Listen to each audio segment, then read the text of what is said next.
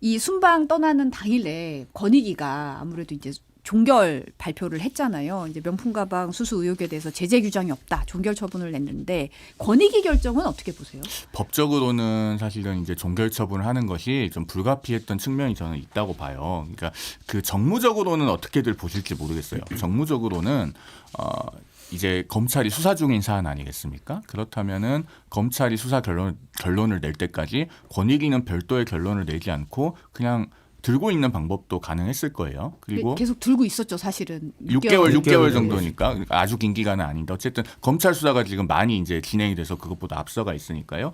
근데 어쨌든 지금 종결 처분을 했습니다. 이제 이렇게 될 수밖에 없었던 거가 법에 보면은 그 권익위법에 감사나 수사 조사가 필요한 경우 수사기관에 이첩해야 된다 뭐 이렇게 돼 있어요. 네. 그런데 그 조사기관에 이첩하지 않고 종결할 수 있는 경우가 어떤 경우냐면 이제 다른 법령에 따라서 그 행위에 대해서 수사가 이미 시작돼가지고 진행 중인 경우. 그 다음에 이게 감사나 수사 조사가 필요하지 않다고 시행령에서 정하고 있는 경우예요. 그 시행령에서 정하고 있는 경우가 대표적으로 이제 그 권익위법에서 규제하고 있는 행위들에 해당하지 않는 경우. 쉽게 말하면 범죄가 안 되는 경우입니다. 그러면은 여기서 이제 종결 의견을 내신 분들은 두 가지 카테고리가 가능한 거예요. 첫째는 그 김 여사에 대해서 이게 청탁금지법상 지금 처벌 규정이 없지 않습니까? 그러면은 어차피 처벌할 수 없는 사안이니 수사기관에 보내는 것이 의미가 없어서 종결. 일 수 있고 그다음에 또 한 가지는 이미 수사가 많이 진행이 돼 있기 때문에 여기서 이첩을 해봤자 훨씬 더 적은 내용을 보내는 것이어서 중복적인 것에 불과하기 때문에 역시나 종결. 두 가지 의미에서 법적으로는 종결의 대상에 해당을 하는 거예요. 그래서 이제 9대 3대 3이 나온 것 같고 그 정무적으로는 물론 달리 볼 여지가 있겠습니다만 어쨌든 권익위가 법적으로는 그렇게 결정을 하게 된 이제 법률상의 규정들이 있다. 제가 그런 차원에서 좀 소개를 해드립니다. 네, 어젠가요? 그제인가요? 그제죠. 갑자기 그제죠. 그제 부위원장의 브리핑 내용을 보면 그 짧은 브리핑 내용을 보면 여사에 대한 법적 제재 조항이 없기 때문에 종결 처리한다라고 돼 있거든요.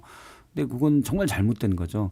원래 그러니까 청탁금지법상 권익위가 판단하는 건 여사의 문제가 아니에요. 여사의 배우자인 공직자 윤석열 대통령에 대한 문제입니다. 청탁금지법이 배우자를 무슨 처벌하고자 그간 그 조항이 아예 처음부터 없습니다. 그 배우자가 100만 원 초과 금품이나 금액을 받았을 때 신고하고 그 사실을 인지한 뒤에 곧바로 신고하고 반환케 돼 있는데 그걸 했냐 안 했냐 그 공직자의 문제거든요. 그런데 원래 법상 처벌 조항이 없는 여사 문제 가지고 처벌 조항이 없다라고 해서 종결한 거는 말이 안 되죠. 예를 들어서 그러면 뭐 김동연 경기도지사의 배우자가 저렇게 받았다. 종결 처리. 이해가 안 되잖아요. 그래서 저거는 국가기관이 최소한의 금도를 벗어난 거예요. 대통령 배우자는 우리가 뭐라고 못해라는 함으로써 형식적으로라는 거는 형식적으로라도 뭐 이거는 뭐 87년 체조도 아니고 그 이전부터라도 형식적으로는 항상 명분을 갖췄어야 됐거든요. 그 명분을 깬 거라고 생각합니다. 저는 그래서 권익위는 공적기관으로서의 최소한의 명분도 그냥 무시해버렸다. 왜? 대통령과 배우자의 문제니까. 이건 정말 말이 안 되는 문제라고 생각을 합니다. 이건 나중에라도 여기에 대한 명확한 규명과 여기에 대한 책임을 권익위 의사결정에 판단한 사람은 다 져야 돼요. 이거는 정말 저는 솔직히 많이 황당했는데 국민을 아주 무시하는 처사예요.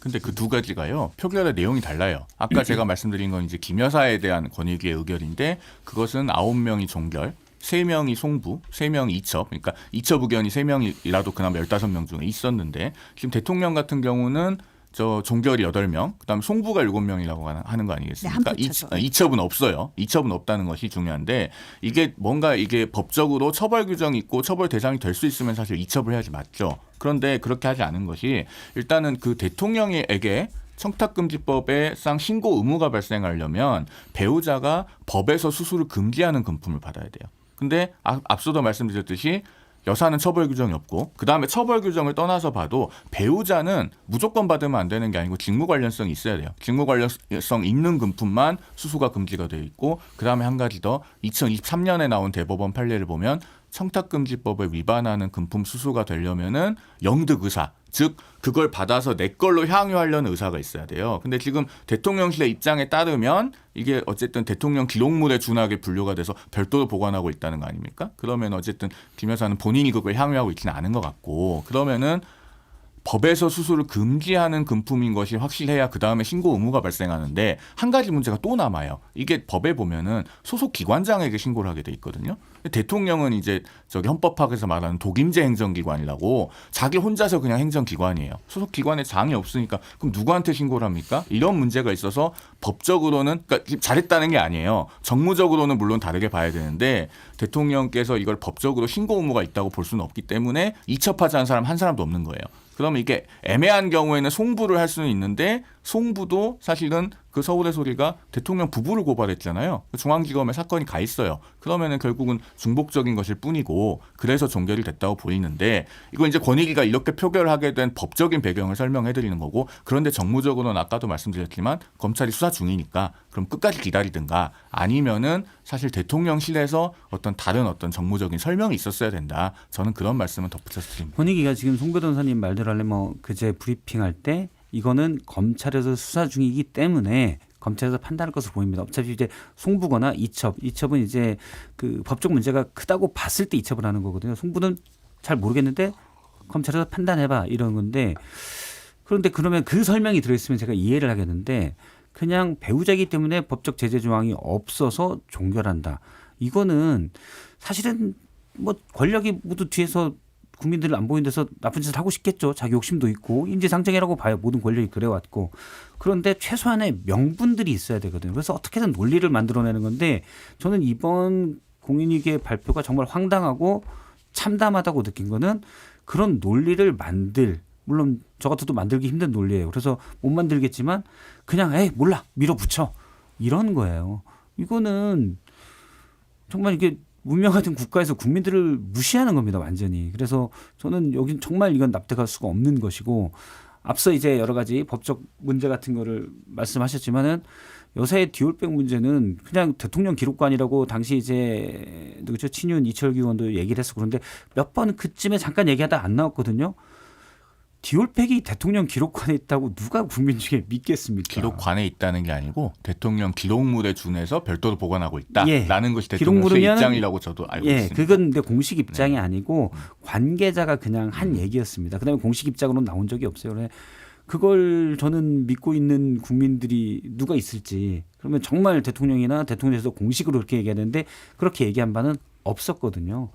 그 대통령 기록물도 뻔히 이제 변호사님께 아시겠지만 디올백이 대통령 기록물이라면 에르메스는 얼마나 분하겠습니까? 왜 우리는 안 해줘?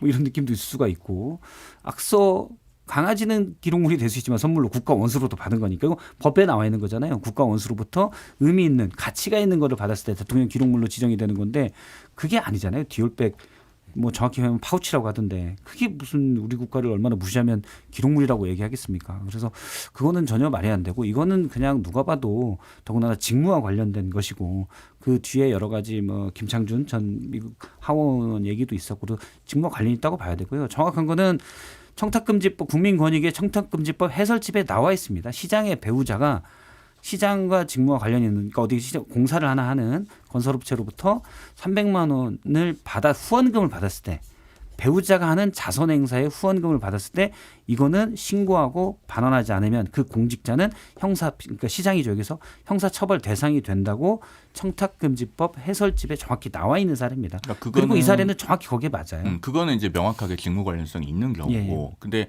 앞서도 말씀드렸듯이 지금 이 사안은 직무 관련성 여부가 왜냐하면 최재형 목사는 검찰에서 그렇게 얘기를 하지 않습니까? 본인은 그거 취재 목적이었고 어쨌든 청탁 의도가 없다라고 주장을 하고 있으니까 그 부분에 대해서도 좀 의문이 있는 것이고 그다음에 대통령은 자기 스스로가 소속 기관의 장인데 누구한테 서면으로 신고해야 되느냐 이 문제가 있는 거예요. 그건 그때 가서 그 문제는 따져볼 수 있겠지만 이건 사실 이제 법적인 영역에서 법적 문제를 따지다 보면 사실 온 국민이 영부인이 아니 그러니까 피해를 받은 영상을 분명히 봤어요. 그러니까 정무적인 문제는 네. 제가 앞서도 말씀드렸지만 대통령실이 거기에 대해서 납득할 수 있는 설명을 내놓고 국민들께 솔직하게 말씀을 드려야죠. 그런 부분에 대해서는 부인하는 게 아니에요. 다만 권익위는 최종적인 수사기관이 아니에요. 이 문제에 대해서 이원석 검찰총장은 굉장히 강한 수사 의지를 이미 드러냈고 강제 수사권이 있는 것도 검찰이 있고 수사에 관해서 가장 강력한 권한이 있는 기관 아닙니까? 그에 비해서 권익위는 검찰, 경찰, 뭐 공수처, 감사원과 다 영역이 겹치는데 사실은 조사할 수 있는 권한은 굉장히 제한적이에요. 그리고